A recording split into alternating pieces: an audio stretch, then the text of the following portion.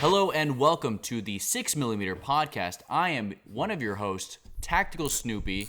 I'm here with my other host, Revention. What's up, guys? And we're here with a special guest, our friend here, Mark from Redwolf TV. Hey, how's it going? How you doing, buddy? I'm doing all right. Surviving. It's pretty early in the morning, right? It was. Now it's just morning. Basically. For sure. If you guys don't know, well, he's part of Redwolf, and he's actually located all the way in Hong Kong, which is a good fucking 13 hours ahead. In the future. 12 hours ahead. It's in the future. Yeah, man. I gotta get back. Gotta get back to 1980. 85, 86? Something like that. I think it was 86. Yeah, 86. So he's like, we gotta go, because he goes forward 30 years, and people were saying that they had an anniversary. Back to the Future reference. Christ. Yeah, that's for right. you millennials. For you, They for won't you know what young we're talking whippersnappers. Exactly. We didn't have airsoft guns in my days. So yeah, dude. So what's on the agenda today? So we just had our guest.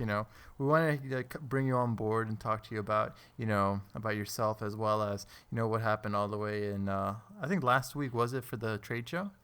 Yes. Last week was the IWA down in Germany. Lots of good times. Some cool stuff. Nothing that wasn't really seen and shot, but there was some pretty nice stuff. Neat stuff. Slick stuff. Nice. Yeah. Anything Looking forward to that. might have stood out to you, or something you noticed that was pretty cool? Well, there were a ton of race guns. Unlike the US, where it's more tactical, the IWA is real kind of race gun focused, if you want to talk about like guns, but it's also an outdoor show, so there's a ton of different gear, outdoorsy kind of stuff, hunting stuff. There's a lot less of the whole tactical scene down in IWA, which was a little refreshing. It's cool to see the different hunting technologies that the Europeans are using compared to maybe what we see in the States. But all in all, pretty interesting show. Had a ton of people come visit the booth, so it was one of those, hey, let's go, high energy. We get to the booth, and then within 40 minutes, my voice is gone. I figured. Oh, jeez. So let me ask you a question here. The question would be, that's regarding, we're talking about real steel guns over there, right? Yes. Okay, so in an airsoft aspect, I'm sure you've pretty much seen everything there that you haven't seen. I'm sure that you've seen at SHOT Show. Was there anything that really stood out at the IWA? Anything that really stood out? Well, airsoft wise, not to brag, but we had some pretty cool stuff at our booth. For example, tag grenades.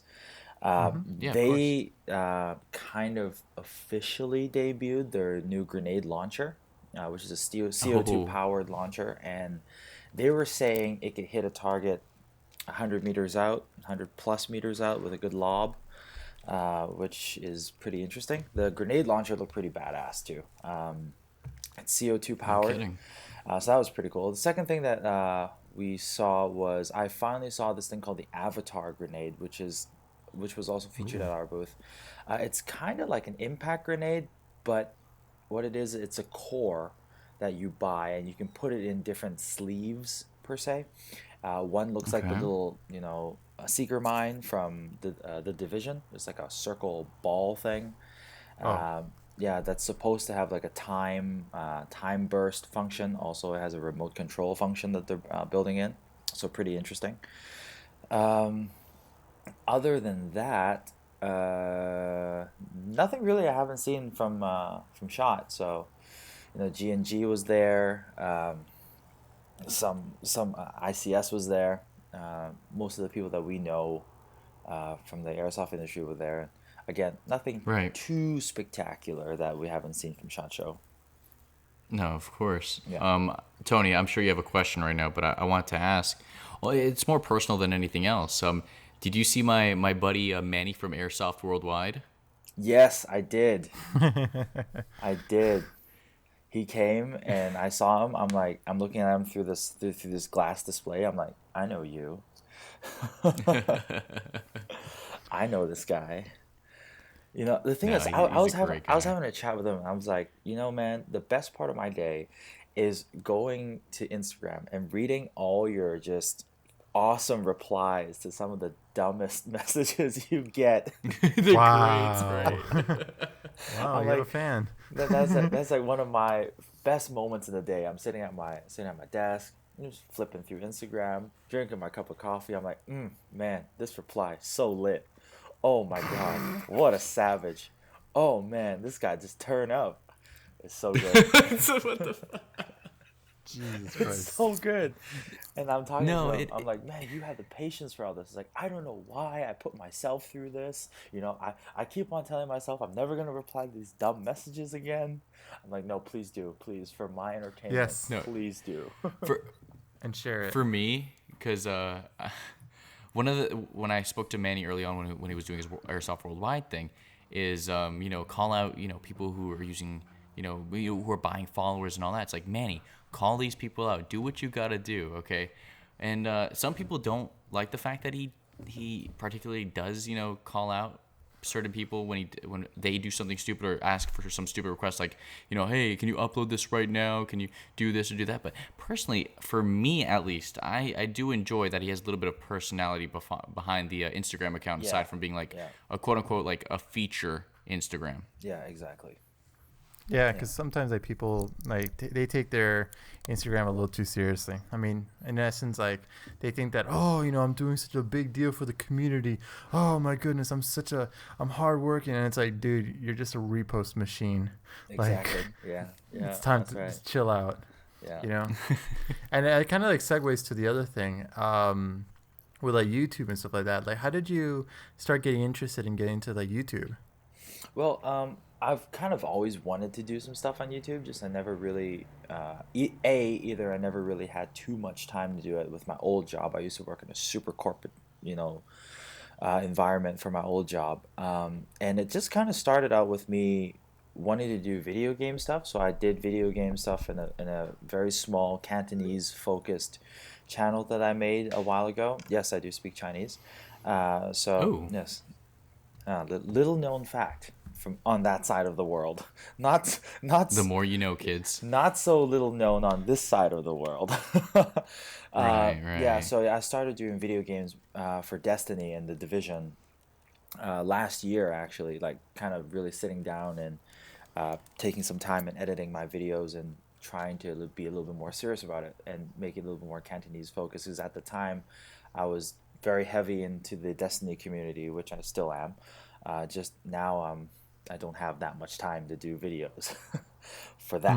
Mm. Yeah, so I just started doing that, and then Tim contacted me to do the Division video with him earlier last year. Because I was also doing Division, and they wanted to do a Division featurette, and Tim wasn't very uppity up on all the details of the game and some of the stats and so on. So gave me a call, and we put things together, and that's kind of how it all started officially on the whole Redwolf and YouTube thing. So, yeah, basically that. It Nice. really worked out. Yeah. How long have you known Tim? I've known Tim for a long time. I mean, Tim and I used to go to international schools here in Hong Kong, and the international school community is really, really, really small. So you end up knowing people by proxy, anyways. So I've kind of known Tim, like not friends, but known Tim back in high school already. So this is 10 years ago, 10 plus 15 years ago when when we're still in high school. Yeah, Mm-hmm. so like I've known him for a long time, and then we started to get to know each other. I would say about 6 years ago ish, something like that.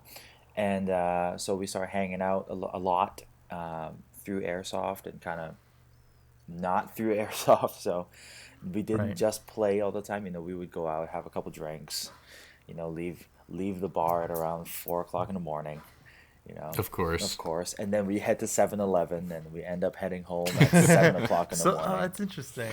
Yeah, Yeah. because it's like our cultures aren't that similar either. I mean, Ricky and I, when we go to right after we play airsoft at a long drive in the field, we just hit up like a 7-Eleven. We grab ourselves some food, or we go to a Wendy's. And Yeah, that's been our go-to is like we go to Wendy's yeah, these That's days. awesome, man. We used to have a Wendy's in Hong Kong, but that was when I was 8. Now it's dominated by Burger King, McDonald's, and KFC. I mean, I can't complain about the KFC. I mean, who can, right? But No, still, of course not.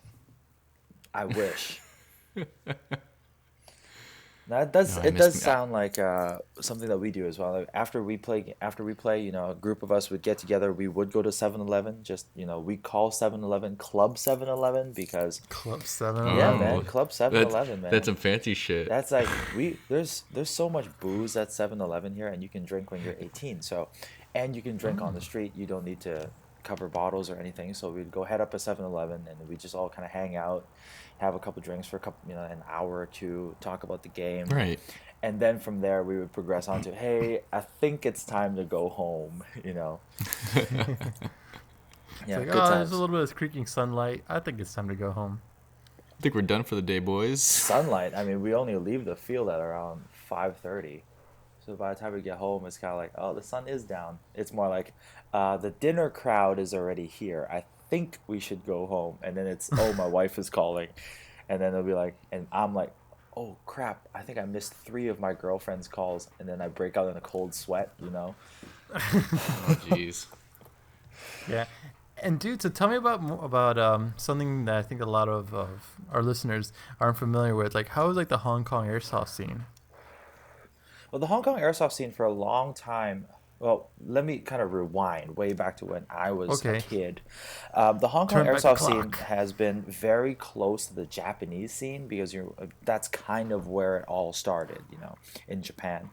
And so it's very dominated by AEGs and skirmishing. The Mm-hmm. concept of milsim is very new here. One, because Ooh. of size restraints of our fields, because Hong Kong's not that big of a city.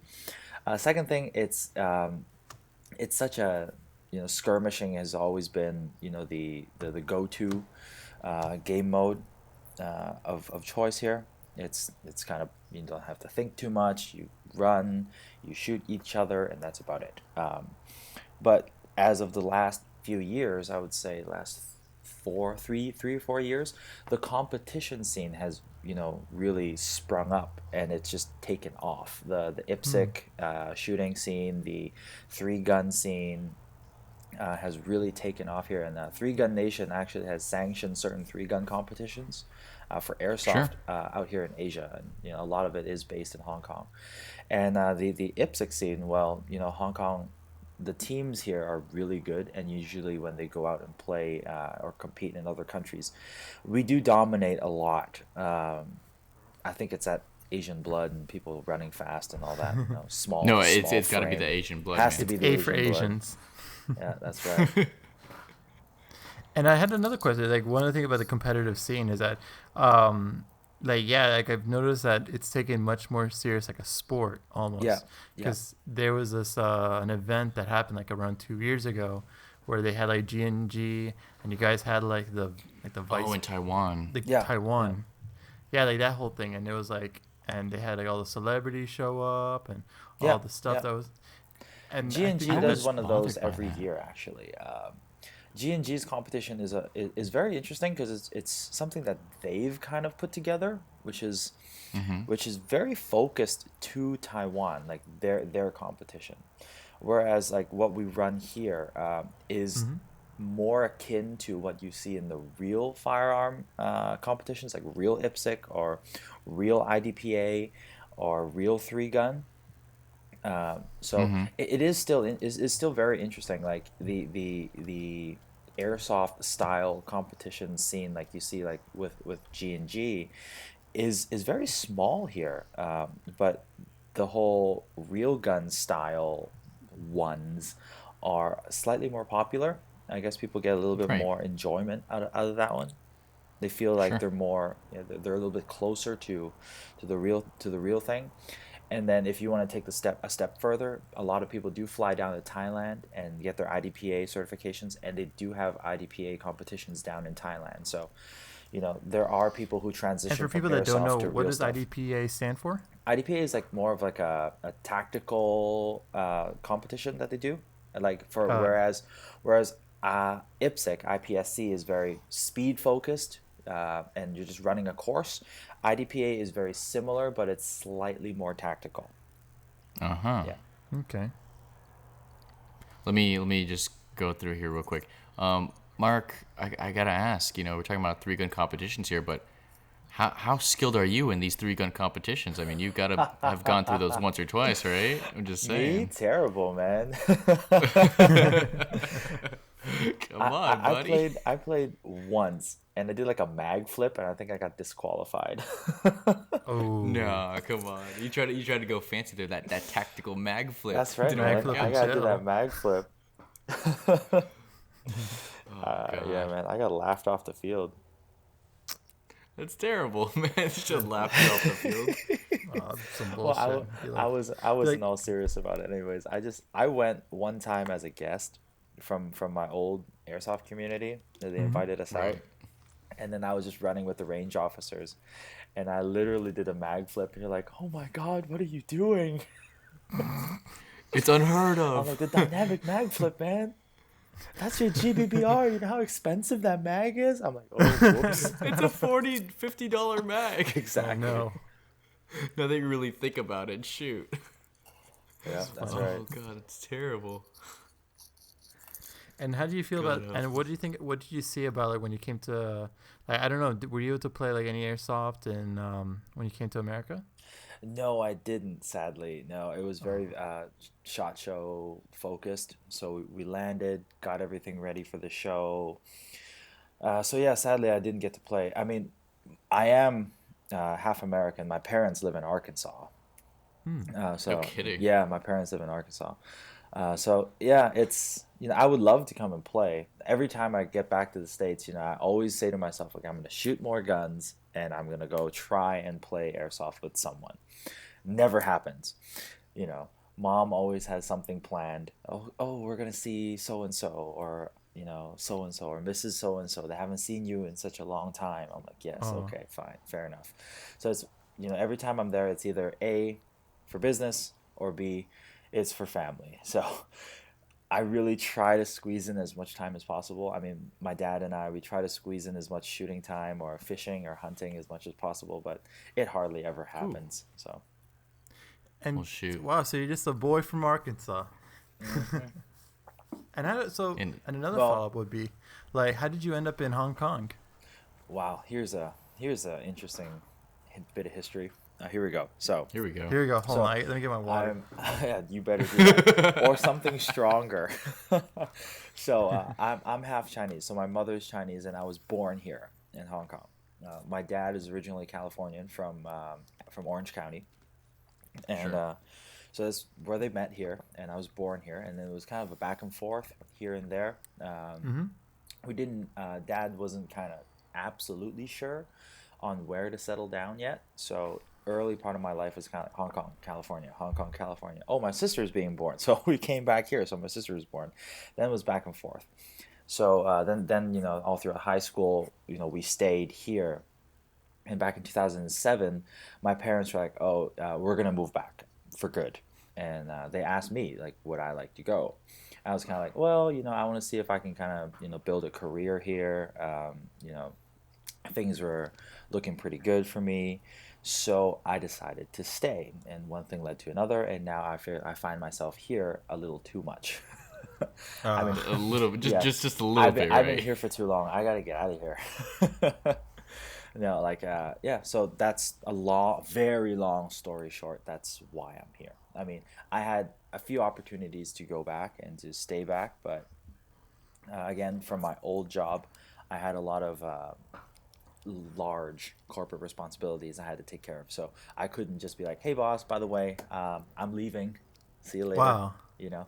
That's even So, more interesting because yeah. like you just went from like I mean I could see that a corporate job is like one of those jobs that's like 9 to 5 and Hmm. don't get me wrong, like I can imagine that researching and doing your videos is 9 to 5, but going from like a corporate job like with a suit and tie and be like, you know what, I'm just gonna make YouTube videos and market. Yeah, basically, it was basically like that. Before I took my current role at Red Wolf, so a few years ago, I was approached by Red Wolf for a different role. Actually, they approached me Oh, really? to do marketing and business Hmm. development for Okay. them, but at that time, it just didn't work out because I just got a promotion from my last job, literally a week before Red Wolf reached out to me. So I told my boss Paul, I said, "Hey, I just can't up and leave right now." So Oh, No, of yeah, it course. was. I told him if you were a week earlier, I would be like, yes, let's do it right now. I'm gonna walk up and talk to HR and say I quit. Oh God. Yeah, yeah. So it worked out. I think it worked out better this way. I learned a lot from my last job, which I managed retail and marketing and for basically our whole operations for Southeast Asia and Greater China at the time. Mm-hmm. So yeah, it was a lot of flying, it was a lot of meetings, it was a lot of drinking. Yeah, go figure. Well, you don't have to tell me. Shoot. The Now, good times. hey, Mark. Yes, I'm only assuming that you love what you do at the moment, right? yes, I do. And yes, and you love where you live, and you've loved it for a very long time. I wouldn't go as far as to say I love where I live. I would say Oh. I don't mind where I live. mm. So I don't want you to go into complete detail because I'm sure you don't want it to be on the podcast or anything like that. But what is it about what is it about Hong Kong that kind of turns you off then? Well, it's a speck of land with close to about 8 million people here. So, No, just like, about. you want to go out on the weekends, like with your girlfriend, or you want to go out on Uh the huh. weekends in general, it gets so crowded. It gets a little frustrating. Huh. You're No in such kidding. close proximity with people all the time. You kind of have to be somewhat of a people person because there's no personal space here. Everybody is in your bubble all the time. you know, Hmm. other than the crowded aspect of this place, I mean, you figure I lived here for so long that it kind of is second nature and it doesn't bother me as much, but it still kind of bothers me. So that's one aspect that I'm not too fond of here. The second thing Right. is, I am I am an outdoorsy kind of guy, and it's difficult to kind of do a lot of outdoorsy activities here. Hmm. It is a very small city. There's some good trails that you can go hiking on. It's right by the ocean, so it's great beach. Season for 9 months of the year. So there's that. But sometimes you just kind of like, oh, I want some mountains, or like, oh man, it would be great if I can go skiing sometime, or Oh, for snowboarding, sure. or like I would like to go shoot a gun. Nope, can't do that crap here. I mean, Nope. airsoft aside, you can't do that here. So yeah, That's kind there's of I why just they hear you. small picked up things so like hard that. here. Yeah, yeah. It's just small things like that. This kind of make me kind of, I wish I could, be back in the States more, or, you know, something like that. Now, Tony, do you have any question before I ask my No, question? you can ask us your question. Go right ahead. Well, thank you, Tony. I See, appreciate that very I much. appreciate you. I appreciate you. Get the fuck out of here. Oh God. So my question would be to you, Mark, is you know, I would think you've traveled a bit, working with Red Wolf, right? Well, with Red Wolf, I've really only gone to the States and to Germany with Red Wolf. Yes. Oh, okay, Well, okay. that is a bit of travel. Don't get me wrong. I mean, the States is 14 hours away. Germany is 12 and a half. That is a bit of travel. That No, it no, I quite got so. you. So I was going to ask you what your favorite place, what place you really liked, out of any other Oh God, I've Out lost of my those words. two, you kind of I see where you're Yeah, going. I lost myself there. Well, the States is Trying to number say one. fancy. You know, I love going back to the U.S. You know, given the Right. fact that I feel like I'm going home. You know, when I'm going back to the Mm-hmm. U.S. You know, I don't have that strange language barrier with anyone. You know, we all speak the same. We all have the same slangs and memes that we talk about. You know, when I was in Europe, as much as I love it, but sometimes I'm like, oh yeah, say this, that, or the other, and then they're like, huh, what? And I'm like, oh, okay, now I gotta explain myself. Um, It's good to know where you're at. yeah, I know, but some of the great things about not being in the U.S. is like when you're abroad, like when I was in the IWA, you get this antenna kind of feeling. You pick up on the person that speaks American. You're like, oh my God, that's an American. And then you talk about the most ancillary thing, like, man, the McDonald's here is actually better than the ones at home. And they're like, yes, yes, you know. It's such a random thing. Yeah, just like just so the weirdest stuff is like, oh my God, have you realized that we have not seen any Budweiser commercials here? So awesome. Well, speaking of beer, from what I remember, like I don't know if it's like in Japan or where is it, but supposedly like a PBR is like, what was it, Pass Blue Ribbon is like the champagne of beer somewhere. Oh God. No. Okay, there we go. Short Well, answer there, guys. You've heard it first. I mean, the Japanese, which I love Japan. I go to Japan at least once every year for Oh, you're so lucky. the last 7 years already, at least once. But Japan is a different animal. We can talk about that in a little bit. But in Europe, Yeah. they still think we drink nothing but Budweiser. I swear to God. I don't blame them. I honestly know. don't blame them. Yeah, I if you look swear at to God. Ricky and his Instagram, it's like, yeah, this dude's just. Oh, fuck off. Fuck you. You know I'm a craft beer drinker. You can go to hell. Look at beer. Ooh. Oh, Love wait, me my Bud let Light, me put my please. glasses While he on. gets his scarf and glasses. You guys are... Let me go get my scarf and glasses and pull my hair back. Hang on. Excuse me while I pick up a Yingling right now. Oh man. Yeah.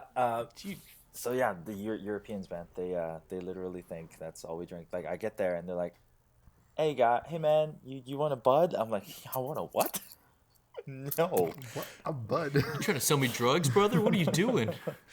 Nope, no Budweiser. But I did drink the original Budweiser from the Czech Republic. Now that is pretty good. Ooh. Hold on, you're talking about original. Yes. What do you The one mean we there? have is apparently the fake Budweiser. Explain. Well, there's a town in the Czech Republic called Budvar, and then they make a Weiss beer. So that's where Okay. Budweiser comes from. No. Wow. Why did I put two and two I thought it together? was Shit. American. Yeah. Trump. So the thing was they There's they nothing kind of American have anymore. they have Anheuser-Busch has the same recipe. I mean, this is what I've been told. Okay, Anheuser-Busch had the right. same recipe, and then they're a much bigger company, so they trademarked the name Budweiser. So the small town in Czech Republic, Budvar, they cannot, by all counts of technicality, call their beer a Budweiser, even though it's the town of Budvar and they make Weiss beer, so it's Budweiser. So when I was in Germany, my friend's like, "Oh, you Americans stealing our stuff. Now here, let's try the real Budweiser." I'm like, "Okay, how bad could it be? It's Budweiser. It's actually pretty good. It's got a little bit better flavor, and it's not as watery." Holy shit, I just got schooled in fucking beer. There we go. The more you know. It's incredible. And I think it's really, yeah. I had no idea. We went from Airsoft to a fucking beer podcast. Hey man, we talk enough airsoft every day, don't we?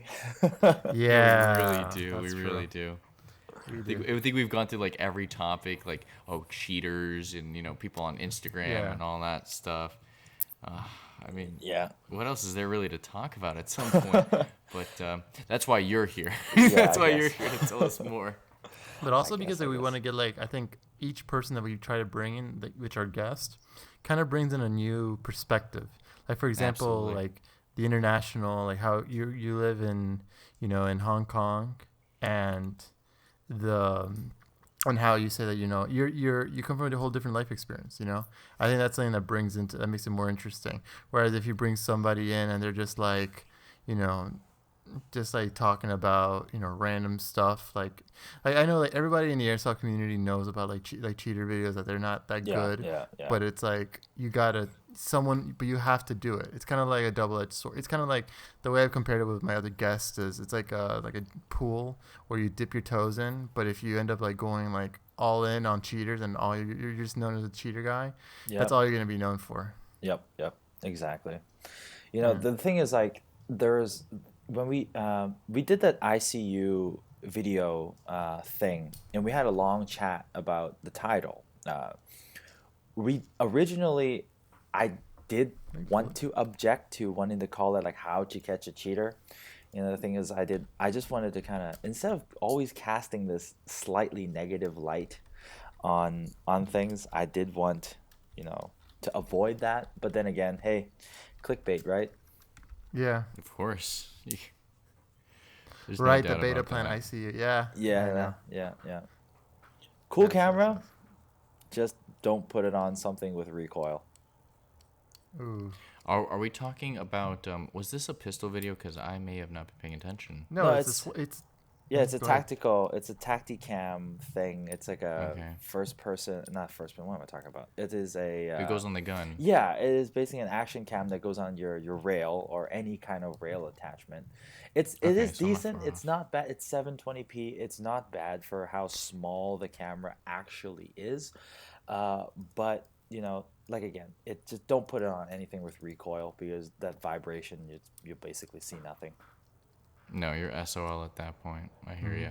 Yeah. I wanna stray away from this subject real quick, and I apologize to you both if you wanna No, if no you wanna worries, go man. with this, but It's okay. I wanna go into the Excuse me. into your loadout per se. Oh, okay. I was just curious Ooh. because you have the Redwolf arsenal going on there. You've played airsoft for quite Yes. a bit, I'd say. How long have you been I playing? want to know. Oh, a long What time. you run as a primary and secondary. Well, it really depends on what I do, and I run multiple roles. So, Okay. gun wise, my primary, I have a HK416, Umarex HK416 from VFC. That's my usual go-to when I'm running kind of a little more like a SEAL style loadout. So I use AOR2, full set, Ooh. 6094, plate carrier, fake ops core helmet, No, of course. yeah, of course. I'm not that baller. I can't shell out that kind of You're money. not that meal sim. Yeah, I'm You not. ain't milsim enough, boy. Yeah, I'm not that. I'm not Milsim enough, quite obviously. Yeah, so I run that thing primarily. Then I have a custom built M4, also GBBR, URX3 rail. That's Okay. my other gun that I usually go with. Yeah, I actually featured that gun in the Wildlands video. So yeah, that is my baby. So those are the two primary guns I usually use when they're mine personally. Sometimes I get to, well, not what am I talking about? A lot of times I get to take the office guns out to play with. Ooh. Yeah, so Oh well, that's a different story. maybe not all of the newest ones, but like there are some that like our techs build as like, hey, we're building this new PTW. You want to take it out, give it a spin? I'm like, yes, please allow me to break it for you. And they're like, okay, go break it. And then I would literally come back with it broken. They're like, damn it. I'm like, yeah, well, you told me to break it, so I broke it. So yeah, it depends on what I'm doing. I usually run I run a sniper rifle sometimes as well, VSR 10, with the Okay. Wolverine Wraith system, Wraith and Bolt system built in, which is so good. Oh, Tony could vouch for that. Oh, Yeah, yeah, it's I could- so good. we had Rich fly to Hong Kong, and they were giving us giving our sales team and our tech team the load down. So he built 2 guns for us. So I take No that kidding. VSR-10 out all the time. Yep. I believe it. It is so much fun. So guns wise, those are usually my primary go-tos. If I'm just running an assaulter or a sniper, I will on occasion, depending on my mood, run a 249. Okay. When I'm feeling like I don't want to shoot anyone, I just want to run support, I will do that. More times than not, I end up taking someone else's 249 on the field because apparently no one knows how to give proper support fire. So I do that. That's a skill, though, That man. is a skill. You don't see that quite often where you just see somebody giving support rather than trying to just shoot everybody. Keeping Exactly, heads down exactly. sometimes helps a lot more than trying to aim. Yep. And the It's thing I is, can like, just go full auto. yeah, go ahead. It's like, yeah, Yeah. I think it's like just going full auto is like, yeah, I can use full auto, and then they're lugging around a gigantic ass gun. It's the same concept with like a sniper rifle too. That they're like, oh, I'm super accurate. I can hit anything from like 500 feet away, and it's Yeah, like shoot their BB, and hashtag it's like, Novrage. ooh. It's like I see him. He takes one. It's always one shot, one kill with him. It's like, Yeah, I no, know. it's not. No, it's multiple shots. Yeah, and then the Yeah. BB's like, okay, fine, I'll hit him. Yeah, it's not easy, running as a support gunner or trying to get people to do it because, the concept of what I'm just gonna shoot in the general direction and not aiming to hit anyone. What is this concept? What is this? What is this novelty? Is it yes, just shoot there, just there. You don't have to hit anyone, just shoot there so people can move. Yeah, so I end up doing that, and if not, I just end up yelling in the back, "Cover fire! Cover! Oh, hit!" Oh, God. Yeah. Heat. Hit. Yeah, that's it. So after that, I have a pistol. I have a very tricked out M&P that I've dumped way too much money in. Oh, God. Yeah, that's my primary pistol, and then I have a custom work pistol that I got from the office. So it depends. So I had the one at the office is a 1911, CO2 powered. Our RWA covert ops, I want to say. Yes, it is the covert ops, the one you can thread on the suppressor. Oh, that's like Right. one that's like $300, right? Yeah. No, it's a cheaper one. Oh no, the How cheap. much is it? Yeah, it's a cheaper Because there was one. like Yeah. two versions. Like I remember, like I don't know if it was like a different version, but like, I was watching on video. But there was one that was like it came in its own like velvet red case, and it was, No, not that one. That's the expensive one. No, I have one of the cheaper ones. That we had Airsoft Surgeon kind of go through it a little bit, kind of clean up a little bit of the Oh. internals, and then and then we had our Cerakote Master basically paint it and look like an old World War II fighter. So it's all OD green, black battle worn. It's got stars on it. Oh, I love that gun. So It's cool. pretty cool. Yeah, it's pretty cool Nice. looking. You mentioned something about Airsoft Surgeon. Now, I've heard the name and I've seen the stuff he does. Yeah. Have you ever met this guy? Oh yeah, we good. we hang out a lot. wow. Yeah, he is the man. Literally, he is the man, the myth and the legend. just- The the man. stuff he makes is just gold. Like, it's incredible. Yeah, his stuff is baller. Yeah, it's pretty legit. We were at the here's a cool story for you. We were at the IWA just a couple last week, and we're good friends with Nighthawk Custom, and we license their products, and we've known like Redwolf has licensed Nighthawk stuff for 10 years now, and they came by the booth, and they were looking at Airsoft Surgeon's guns, and they had two of their gunsmiths come and take a look, and then even they were like, wow, this hand milling, hand sanding stuff that for an airsoft gun had them amazed. And these guys are one gunsmith, handmade 1911 gods among men. And he said Airsoft Surgeon stuff is, just as cool. So that was very interesting listening to him talk about that. That is pretty neat. Yeah, that's pretty cool.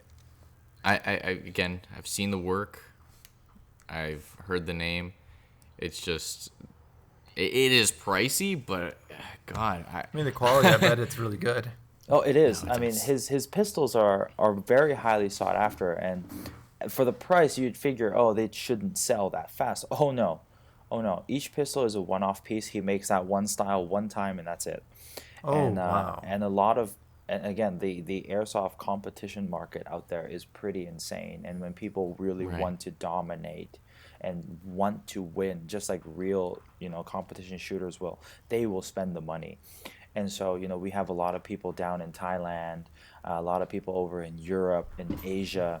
They buy his stuff the moment it becomes available because it really is that good. I've shot a few just to test shoot them. The trigger reset is ridiculously short. I'm gonna take a look at this shop. I want to see how much it costs. They're pretty pricey, man. Let me tell you, 2,000 plus. What the fuck? Jesus. Yeah, man. Oh, they're man. not cheap. No, they're not. But if you want to win and you want to look like Mom, a get the fucking credit baller card. on the field, Mom, get the credit card. Yeah. Like if you They're want to worth it. win, those guns, they will do some work. The reset, the cycling, the setup. It's just like, because Airsoft Surgeon himself, he used to shoot real gun IPSC, IPSC, and then for many years, and then he started just kind of doing stuff for Airsoft. And then from there, he started to make his own stuff. So yeah, this is a guy who knows his stuff. He knows what he's doing. And for him to go and make guns now, make airsoft guns now, it's just, who else would you want to turn to? I mean, this is the man. No one's throwing any. It's like, what upgrades do I need to put in an Airsoft Surgeon gun? It's like the second you see- Nothing. Don't Nothing. fucking touch You see, it. the person that posts that, the Airsoft Surgeon's gonna go to his house and then pistol whip him and then take the gun back. Curb stomp him. Yeah, he's gonna pull out He's done. his diamond studded airsoft pistol and just pistol whip the living crap out of that poor God. soul. Poor guy. Is it compatible with WeTech? It's terrible. Oh my god. Sorry, That's WeTech terrible. people.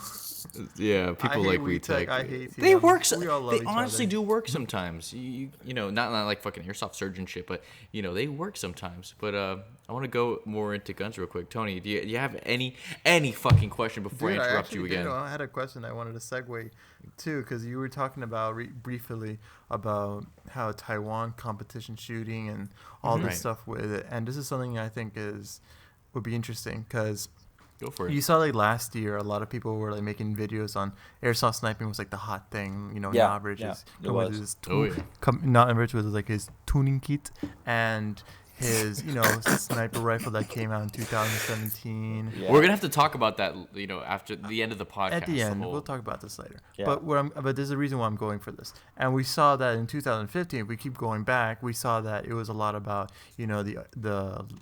the CQB. A lot of the stuff with Speedsoft, I would almost say. Mm-hmm. And now it's like I feel like a lot of people, like I was watching with Level Cap, was that there's a saturation with airsoft snipers. Yeah. Sorry about myself. I meant to Yeah, myself. because he snipes. I snipe. But anyways, I digress. But the reason why I want to ask you is that what do you see as like a trend? Like, what do you see as a trend? Do you think that competition shooting is going to be moving across the other side of the sea? And Well- we'll see that in the U.S.? It's something that actually we've been kicking around the office for some time. I mean, just to kind of let you have a peep into some of our marketing discussions, is competition is a big thing that we have always focused on, because we do a lot of the European competition, like the Airsoft Surgeon European Challenge is now the biggest one in Europe. Most well known. We have the most shooters. We're going to hit about 180 shooters this year, which is more than Nice. last year. So it's fast becoming one of the big things over in the airsoft community over there. Now, the difficulty in hosting something like that in the U.S. is because the US already has all the real gun competitions, and all the airsofters who shoot competition or who would already do in the real gun world. You know what I mean? It's Right. it is a little difficult, or I wouldn't say difficult. It's a little different for them to be like, oh hey, yeah, sure, I'll shoot an airsoft competition, but I'm already doing this, for the real steel world. Why, maybe I won't, for airsoft. That's usually the feedback that we have gotten uh, in times past. But and at the same time, the type of competitions that we talk about in the US, you know, we want to make sure that we do it and we do it right, because that's where all the big names are as well. So there is talk and there is discussion about it, but there's really not a lot of final say, or kind of finality, or any final ideas on what we want to do yet, because Right. the airsoft community in America at large, milsim is predominantly what it is, and Yeah. nothing against it. Man, I would love to go and run an op, and that's my thing. I'm not a competition shooter. It's not my cup of tea, but at the same time, it would be interesting, and it is something that we're actively looking to do. But we really want to make sure that if we do it, we want to do it right. And at the moment, from anyone that we've really had a lot of conversation with, there's really not too much interest in there, sadly. Hmm. So yeah, I wish we could, but maybe a little bit later. All right. And what do you see like? And I asked this question to Brain. And what do you see like going forward, like in 2017? Do you think it's going to be the progression of everybody getting a sniper rifle and starting trying to edit, you know, get their videos and posting it, or what do you see? I would, I, I, I don't know actually. Like I thought after a while I can kind of it's easy to kind of grab a sense of where the community is, or what this coming trend is going to be for the community. But airsoft, unlike fashion, it's hard to put a finger on. You know what I mean? It's kind of like, yeah, the whole airsoft sniping last year. It If you really kind of take a look at it, take a step back, it kind of came out of nowhere. Kind of like middle of that last year, and then it exploded. You really did. It's Yeah. like earlier last year, if you had told me that, hey, airsoft sniping is gonna be the new hotness, and I'll be like, yeah, right, okay, yeah, okay, airsoft sniping for real, and Yeah, like then it's not exciting or anything like that. It's just exactly, but now it's everywhere. did it, Yeah. yeah. And what do you and do you think that it's because that you say we talk about the airsoft hmm community, hmm and I think the really big reason was because of Knowledge. Now, I'm under the suspicion, and maybe you can disagree with me, is that in YouTube, I feel that, especially as someone that does have a YouTube channel and runs it, and I do airsoft sniper video, is that I find that the YouTube is completely different from the airsoft community. Whereas you're gonna get people that know about airsoft and they do play it, but you're not gonna see. But a lot of the majority of it are the newcomers that come in and they have no clue about it. So do you think that what's driving it right now is like people that don't know a lot about airsoft sniping, or like they don't know about a lot about airsoft? I think it's a mixed bag. There is a lot of what you said is true. A lot of these young newcomers, and let me just use Novic as an example. Um, Yeah, exactly. yeah, Because they come in. it could be Jet or anybody. Yeah, exactly. They come in, and then Novic is, I mean, I think by far and above the biggest channel, and then they're Mm-hmm. like search, oh, cool airsoft videos, bam, bam, bam, bam, bam, enter, and then bam, it's Novic, and then they see millions of views. You see all these cool shots, and then you see his cool montages, and then so a newcomer is gonna be like, yeah, I want to do that, and I don't know what it is. There's always a slight feeling of coolness into being a sniper. That's always like, Oh yeah. you play a video game. What do you want to be? Oh, I want to be a sniper. You know, Of course. there's something about dressing up in tactical gear with that long rifle that looks and feels legit. You know what I mean? You feel like a specialist, and it gives, that feeling to a lot of these kids, and they come in and they want to do it. More power to them. So yeah, I think it is definitely a mixed bag of what you said, and another part is just it it's something a little different, and I think that's what people are looking to do, is just like, oh yeah, I'll try this airsoft sniping thing out, and next thing you know, you dumped a ton of money in your VSR10 and you're regretting life. Oh So yeah, I That's had one that way to put issue. it.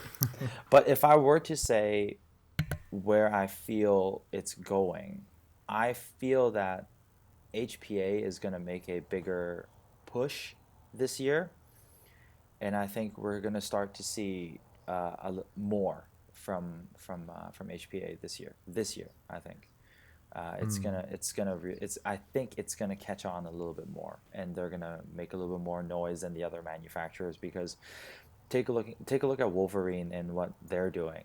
They're really Yeah. pushing the envelope with everything that they're doing right now. I mean, look at Oh the yeah. Quake system that they just announced, which was so much fun. It was the best recoil system that I have played with, gas blowback aside, that I didn't feel depressed using. So This was the best one. yes, this was the best one, by far and Okay. above. It kicks harder than the ERG from KWA, Hmm. and well, the Sistema and the TM is just laughable. So I mean, don't expect gas blowback levels of recoil, but at least you actually have tactile feel going into your shoulder, you know. And it was fun. It was a fun little contraption that Rich put together. Yeah, I was surprised by it. Yeah. I was just as surprised when I saw the pictures. I was like, wow, that's pretty interesting. Yeah, I didn't know. I Now, didn't think that he would go do something like that, because we were talking a while ago. He's like, I don't know. I don't know if I'd make a recoil system. It kind of seems inefficient. And then he would go and do something like that. That little sneaky little beaver. no, it's funny because you'd always think that I would think with the younger kids would think that Polar Star is leading the way in No. HPA, but in reality, Wolverine is the most innovative we've seen by far out of all these Oh HPA. yeah. No, Oh yeah. they've been outstanding. What is it, every 6 months we see something new. Mm-hmm. It's fantastic. Yeah, Exactly. like I feel like they've kind of just like, if you compare the stand, like the show, I was watching some of the coverage and looking at the pictures on Instagram, and I saw like Mm-hmm. Polestar had like a glass panel with just a few things here and there, whereas like Wolverine had like a whole showcase. They Oh showcased the yeah. Scorpion and Yeah. No, it blows them Yeah. out of the water. Yeah, exactly. I mean, nothing against Polestar guys. I had the opportunity to meet some of them. Good No, people. obviously, yeah. I just think that Polestar, they're pretty big. Compared to No, they're Wolverine. still they're still number one. Yeah, They're still exactly. number one. And I think Rich being in the position that he is with Wolverine, I think gives him a lot of flexibility and maneuverability to kind of do what he wants. You know. Right. And yeah, that's and true. everything that he's done has really just knocked it out of the park, time and time and time again. And putting aside the fact that everything he makes looks like vape, it's cool. All that fusion, that inferno, the bolt. At SHOT Very Show, I was marketable. literally holding onto the bolt, and I was pretending that it was a vape, while he was talking to people, and then people kept looking at me Oh. like, "Is that vape or is that?" And Rich is like, "No, damn it, that's our bolt." Mark likes to think that's a vape. I said, "Nope, it's a vape. It has to be vape. Look at this thing. It's got a purple tip. It has to be vape." Vape life, Mark. Yeah, man. Vape life. Yep, vape nation. Vape Joe. Nation. Oh God, are we going there? No, I like my smoking to be analog. Thank you. I don't like that digital crap. You young whippersnappers wouldn't understand. Oh, God help us. God help us. I had a question, and then that Vape Nation thing fucking just threw me off completely. Hashtag vape Christ. nation. Let me. Okay, random question. Then we don't have to add this to the podcast or whatever. But do you watch YouTube more often than not? Oh man, I'm on YouTube all day, day. It's part of my job. Okay, so Vape Nash, we're talking H3 Productions. Oh man, H3. I subscribe to them, but sometimes, sometimes They're when hit they're or on, miss. I'll watch. Sometimes when they're not, you know. Okay. I gotta make sure you're the real deal, man, because I know that Tony and I, we're on that YouTube shit all day. Speaking of Yeah. YouTube, who's your favorite? What's like your who you sub to for airsofters? Airsofters? Your favorite. Oh my god, my favorite, or just who am I sub to in general?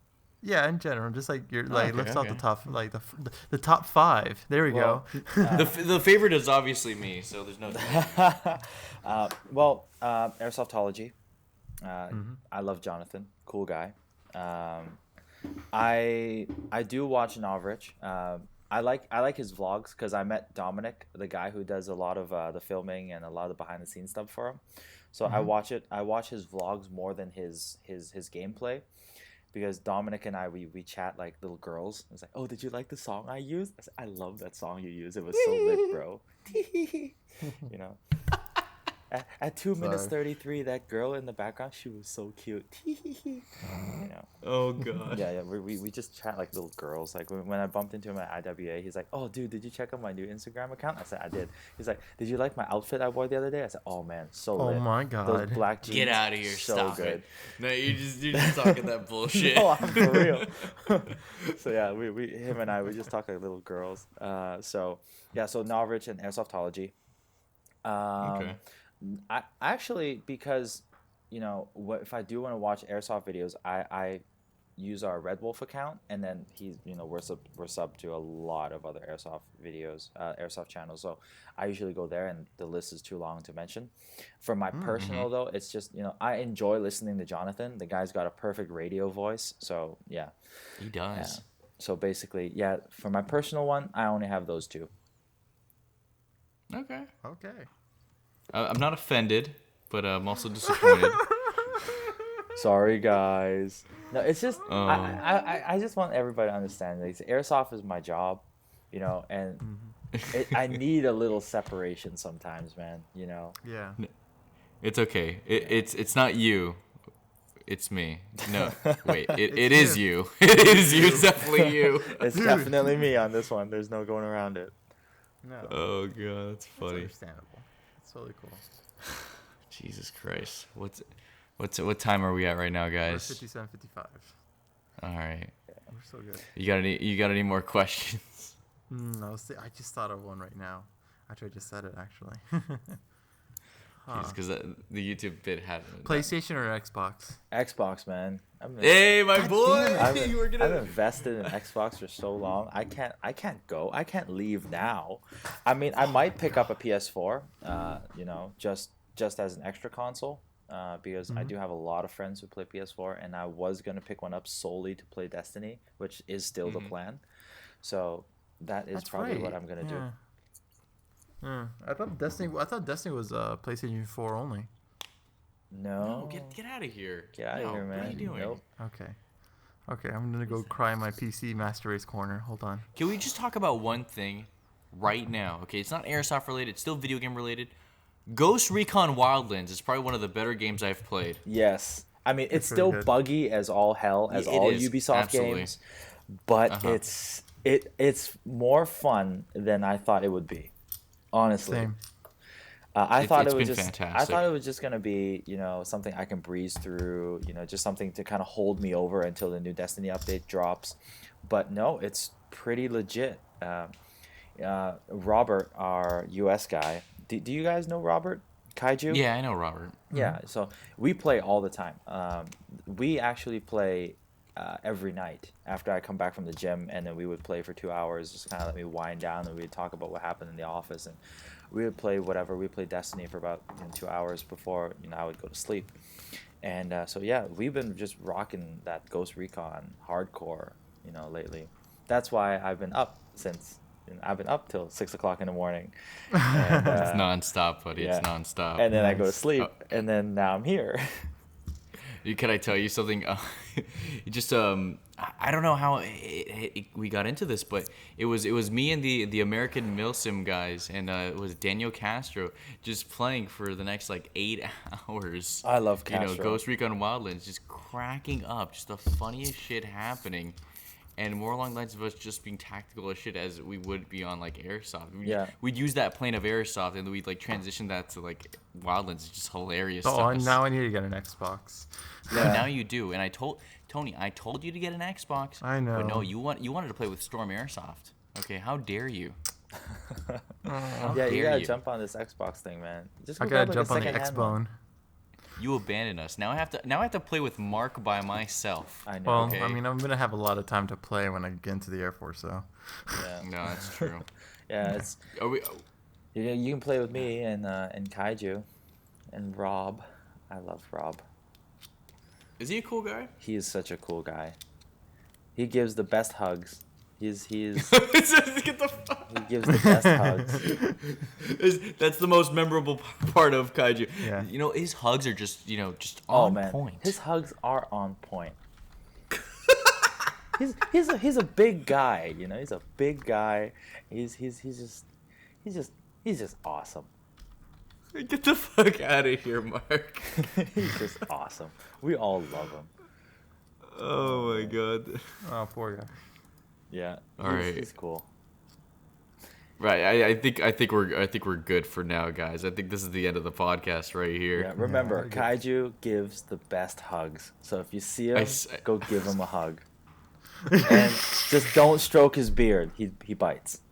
He likes hugs from behind, so remember that. Oh God! Yes. Just come from some. You're giving him the worst advice. Hugs from behind, just like you do with your anime waifu. You just get those body pillows out and go nuts. That's right, man. You got to take it. You got to do it.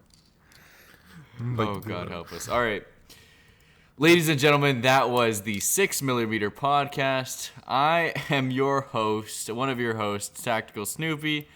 With us, Revention, and just a spectacular guest we had today is Mark from Redwolf TV. Thank you for having me, guys. It was fun. It was a nice way to spend my morning. It's fantastic. Rev, any last words? Nothing. It's all good. Check out our channel for more podcasts, and don't forget to subscribe and like our channels. That I'll post an annotation right now to go follow Redwolf. Thank you. And everyone else. Yeah. All right, we're out of here. Bye, guys. Bye. Fuck you, Tony. Bye. Fuck you, Tony.